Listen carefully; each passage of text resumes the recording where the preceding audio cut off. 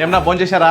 అయిపోయిందన్నా. అన్న అన్న ఆకలేస్తుంది, ఏమైనా ధర్మం చేయండి అన్న. అన్న వీడు చూడు పిచ్చోడు, 100 రూపాయలు ఇంకా 10 రూపాయలు ఇస్తే వాడు 10 రూపాయలు మాత్రమే తీసుకుంటాడు. అవునా? చూడు కావాలంటే. సరే చూద్దాం. రే నీకు 10 రూపాయలు కావాలా 100 రూపాయలు కావాలా?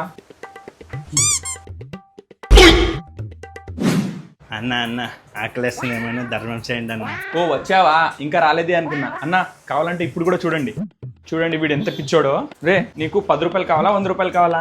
నాకు 10 రూపాయలే కావాలన్నా. అన్న ఆకలేస్తుంది, ఏమైనా ధర్మం చేయండి అన్న. వచ్చావా? అన్న కావాలంటే ఇప్పుడు కూడా చూడు వీడు ఎంత పిచ్చోడో. నీకు 10 రూపాయలు కావాలా 100 రూపాయలు కావాలా? నాకు 10 రూపాయలే కావాలన్నా.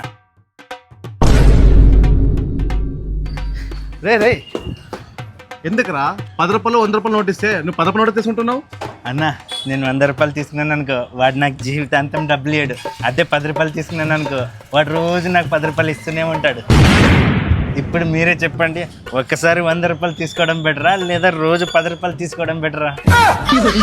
ఇప్పుడు అర్థమైంది పిచ్చోడు ఎవరో.